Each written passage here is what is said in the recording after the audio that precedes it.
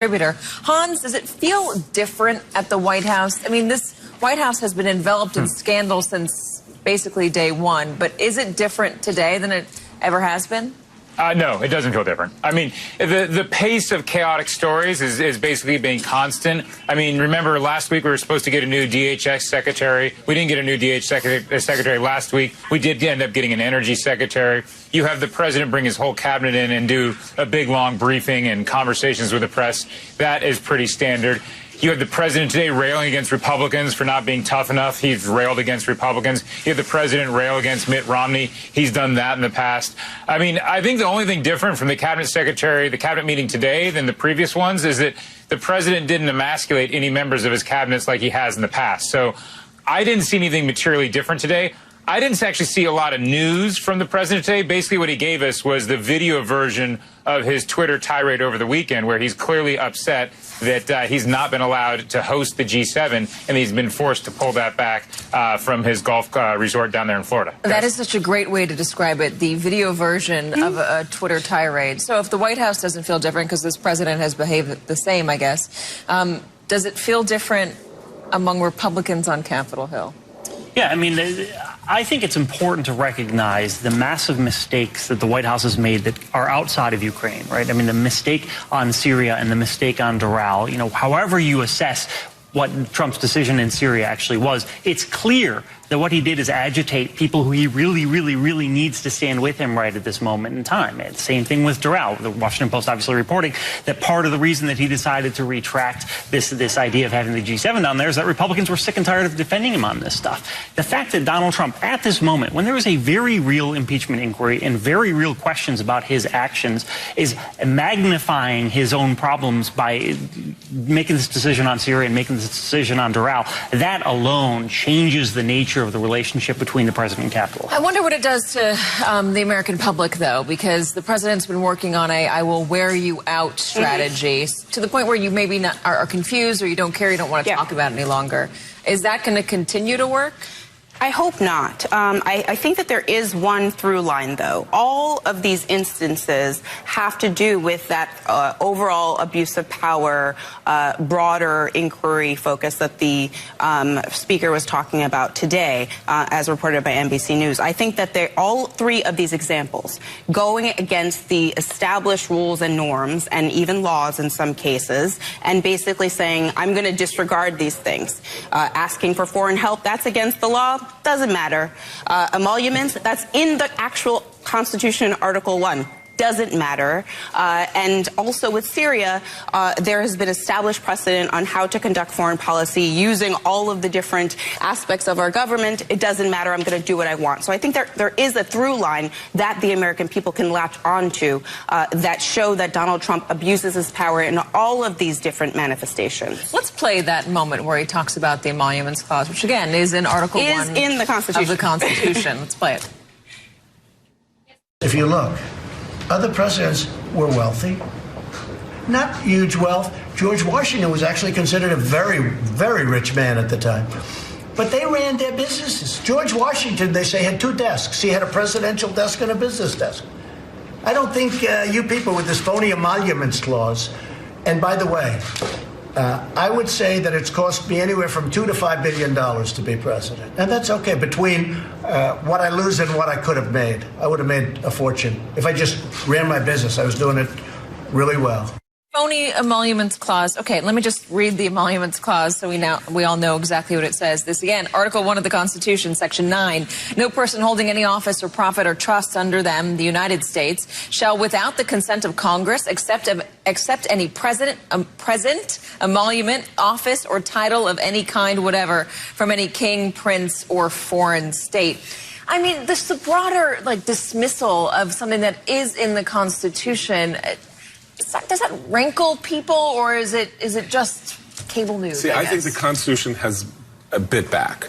In about a month into the transition after the election in 2016, when Trump hired this lawyer to help him figure out what he had to do about his businesses, and he got this opinion that basically said, you are the President of the United States. Article 2 of the Constitution says basically that you are sort of above the law. And you remember he gave this press conference in which he said, they just told me I can do whatever I want. can do anything. Yeah. Right? Oh, right. Except you can't. This was right before he was inaugurated. Right. Yeah. That's right. Yeah. And so that's Article 2. But you can't do this. It's right there. Any office. Any office means the President of the United States. It is in the Constitution that he cannot accept Is it his red button where people say, don't touch that red button, don't touch that red button? It's like and he's that. like, I'm going to touch that red button. Yeah, right. Well, I mean, and that's part of the relationship with the Republicans, too. There is this weird, whether it's unconscious, whatever, it's a power move, he is in trouble. So it's almost like he's saying, you know what? Love me even more. I'm going to give you more trouble. I'm going to pull out of Syria. I'm going to say I'm going to have my event at the Doral Country Club. Defend me now. Come on, do it now.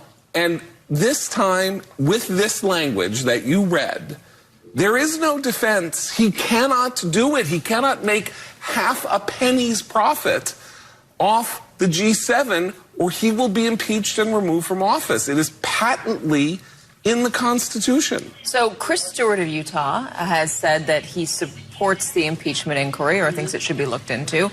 Mitt Romney on the fence of Utah, on the fence about the president. Are they the first two of many, or are they standing alone on a very lonely island? I mean, so far the island is not well populated. It's certainly true. I mean, look, you see Lindsey Graham over the weekend. And when Lindsey Graham, who has been a staunch defender of Trump, probably his right-hand man in the Senate in a lot of ways, when he says to Axios, as he did over the weekend, that there was any space at all to do this, that's suggestive. When you have Mitch McConnell putting an op-ed in the Washington Post last Friday, which is essentially excoriating, but still, he didn't say Trump, but he said Obama 4 times. Totally understood. Yeah. Still, the fact that at this moment, the people who Trump really, really, really needs to be a solid wall with him, the fact that there's any space. Let me play Mike Pompeo from over the weekend, because you had Mick Mulvaney, who struggled to defend himself on Fox News, and Mike Pompeo was on ABC. And just watch. I'm telling you what I saw transpiring and how President Trump was working to make the evaluation about whether it was appropriate to provide this assistance. But that's what I'm asking is, would it be appropriate to condition that? Yeah, George, I'm not going to get into hypotheticals and secondary things based on what someone else has said. George, you would have never done it when you were the spokesman. I'm not going to do it here today. Except it's not a hypothetical. We saw the chief of staff, the acting chief of staff. It is, George. You just said George, you just said if this happened. That is by definition a hypothetical. The chief of staff said it did. George, you asked me if this happened. It's a hypothetical. I've told you what I observed, what I saw the process related to this very funding. That goes to show you it was such a long pause that the control room came back to me. Hans, that didn't go well. By most accounts, for Mike Pompeo. Mulvaney didn't go well. Giuliani's not on TV. Who does the president have to defend him? And does he need it? Does he feel like he needs someone out there? Well, the need question, I think, is something they're trying to settle. And we have some reporting on that, and there's been a lot out there that they're thinking about potential possibilities, but we don't have anything really pinned down in the direction they're going. But for weeks now, we've been hearing about maybe bringing in someone from the outside, maybe having a rapid response team. You know, as to individual performances, what you hear inside the White House is that the president appreciates people that are willing to go out and defend him. There isn't necessarily much of a sanction, much repercussion if that performance isn't great. So, no, you haven't seen, say, Rudy Giuliani. He hasn't been on TV for 5-6 days, so there's some speculation if he was benched, if he was asked not to go on. But at the same time, the last time I checked with some of the White House on how they thought Giuliani was doing, an official told me the last I spoke to the president, he appreciates the effort that Giuliani is making. So until people are formally sort of admonished by the president for what they're doing, or they're dismissed via Twitter, I think we have to assume that they're going to stay there. And I think that's, that's certainly true for Mick Mulvaney. Pompeo obviously has made it his goal to stay as close to the president as possible. And just to, give you an indication, I mean, Pompeo flew back, he made it back in time for the meeting with the president there in the cabinet room. But there's very little daylight, at least strategically from Pompeo's perspective, between him and the president he serves. But of course, because if you're in a bunker and the general says, "Who's going to go run at the guns? And the one who goes and runs at the guns is like, "You're great. You're my guy. Thank you so much." Right? I mean, Pompeo and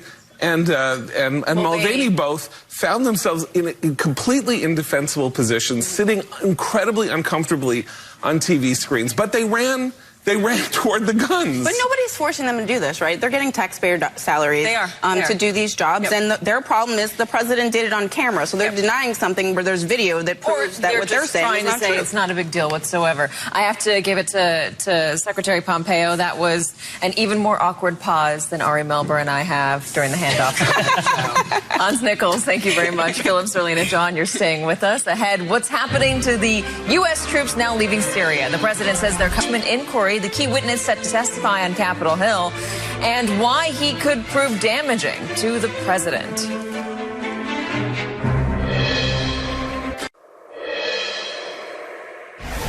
Mr. President, will the troops from Syria come home, or will you send them to other regions? Well, they're going to be sent initially to different parts, get prepared, then ultimately we're bringing them home, yeah. We're bringing our troops back home. I got elected on bringing our soldiers back home.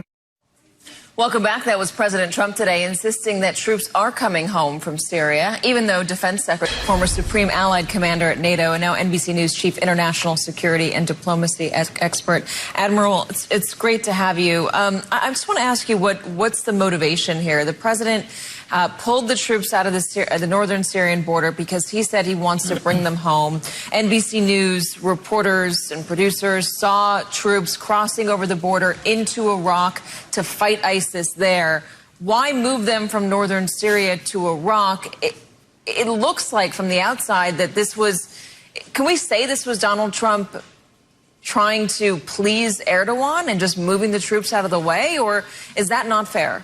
No, I think that is part of it. Part of it is this now famous phone call between President Erdogan and President Trump. As I've said before, the good news is they buried the hatchet. The bad news is they buried it in the back of the Kurds.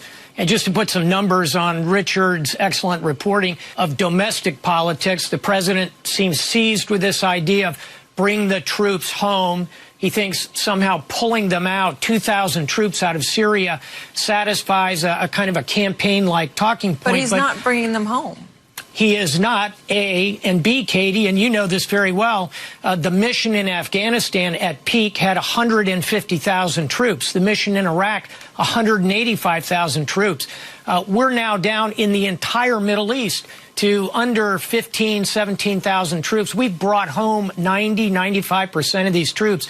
And the 2,000 troops or so that were in Syria were the absolute center of gravity of this effort to hold ISIS down above all.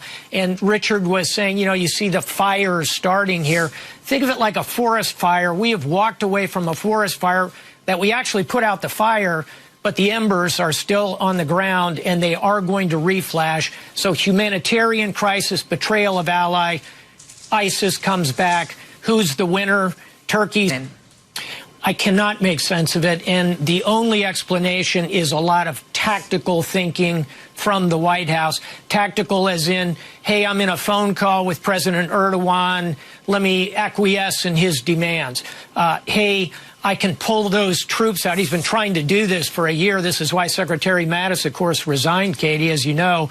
But I think for President Trump, this is part of what he perceives as fulfilling a campaign promise to bring the troops home. But again, he's not bringing them home. He is not bringing them home, and he's missing a crucial point, which is something he ought to understand as a businessman.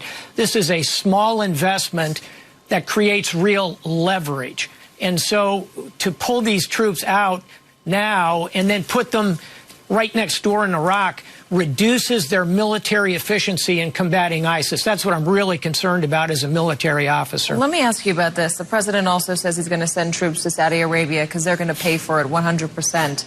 Are American troops paid missionaries in that scenario? Of course not. And the thing that we ought to also worry about, the mercenaries, knock-on, not missionaries. I'm sorry. I got you. The knock-on strategic effect here of withdrawing and leaving the Kurds in the lurch is going to be that if I'm an Estonian and I'm worried about Russians, or I'm a South Korean and I'm worried about the North Koreans, or I'm an Afghani and I'm worried about a sudden pullout from Afghanistan, we have devalued the currency of our word by what we've done. Our troops are not mercenaries. They are there for American security first and foremost, and we have reduced American security with the policies we've seen over the last several days. Admiral James Stavridis, Admiral, thank you very much. Thanks, Katie. And coming up, House Democrats gearing up for a key witness in the impeachment inquiry tomorrow, plus a big change in the leaderboard in Iowa. The top tier is coming into focus. 2020 Vision, next. There's golf. And there's the golf lifestyle. Shop with Golf has everything you need to go from the drinks to the links, to the boardwalk and the boardroom.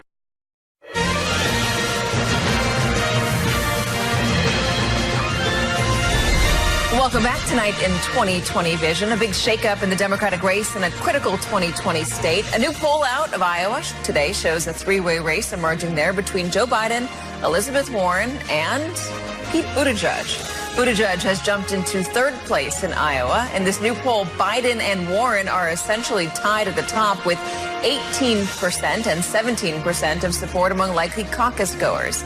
And Buttigieg is now at 13%. Bernie Sanders comes in fourth with 9%.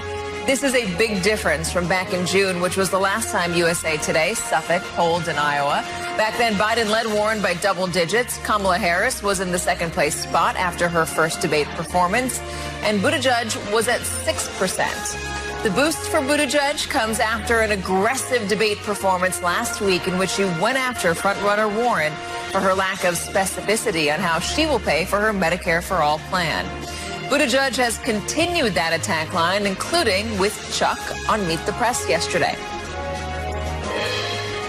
Governing is easier said than done, but we have a responsibility to make sure that dollars that have gone to line the pockets of people who didn't even need it are instead going to make sure that the American people can get health care. The bigger point here is my plan is paid for, and we have an opportunity to get everybody health care without kicking people off their private plans and without the multi-trillion-dollar hole that appears to be there unexplained in Senator Warren's plan. After pressure from Buttigieg and other 2020 rivals, Warren said yesterday that she'll be announcing her plan to pay for her health care in the coming weeks. Her health care plan, that is. Coming up tomorrow is shaping up to be a blockbuster day in the impeachment inquiry. We'll talk to a Democrat who's going to be in the room when a top